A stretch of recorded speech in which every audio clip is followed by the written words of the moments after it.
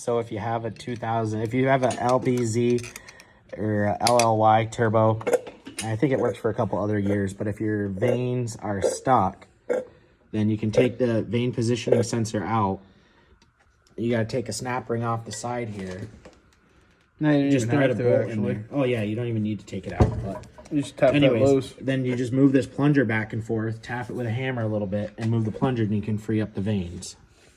Well, you can free up the plunger. The plunger. Which would initially probably free up the vanes. Yeah. Especially if you put some, even if you use like a fuel injector cleaner, it would go down there and break up the oil, plunge it a few times, then you do an oil change when you're done once it works like it's supposed to. Yeah.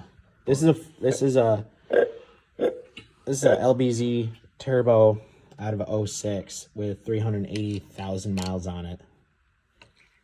So it started throwing code for vane position sensor. We tested it. The original vane position sensor, well, the one that was in the truck, was operating between 20 and 40%. And I believe in stock applications, it should be from 10 to 90 or 0 to 90, something or other. But I heard when it's tuned, it'll go from 0 to 100. So we put a new, the truck was throwing a turbo vane position sensor code, or something with the turbo, you know, along those lines. So we initially tried that, didn't fix it. So we figured since we were having other unrelated problems that maybe they were just very sooted up. But, fuck! Oh, God.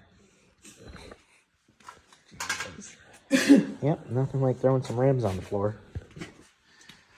Anyways, do that, and you could probably get this going in a pinch if your vanes are stuck. In this situation, the vanes were stuck 100% open, so the truck was not breathing properly until it got to like 3,500 RPMs. So if you don't want to take the turbo out of your truck, then give that a shot.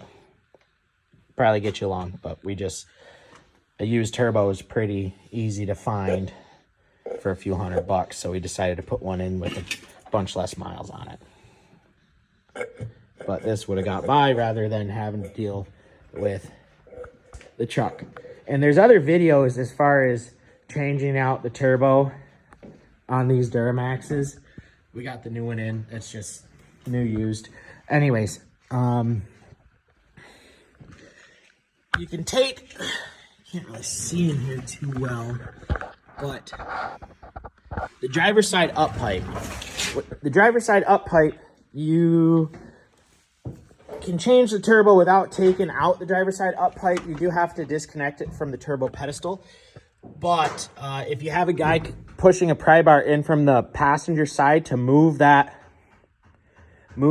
driver's side up pipe out of the way, just that little bit, then someone else can drop the turbo in with the turbo oil return line onto the two studs down there. So that is definitely a two-man job. There's another video where a guy did it himself, and if you pause the video, he fucked up that tube. So to get the turbo oil drain tube over the studs, it's really easy to have a guy from the passenger side pressing on the driver's side up pipe that you did not completely remove, just to move it out of the way a little bit, to then drop the turbo oil return line on the studs to bolt it down. So that's the way to do that.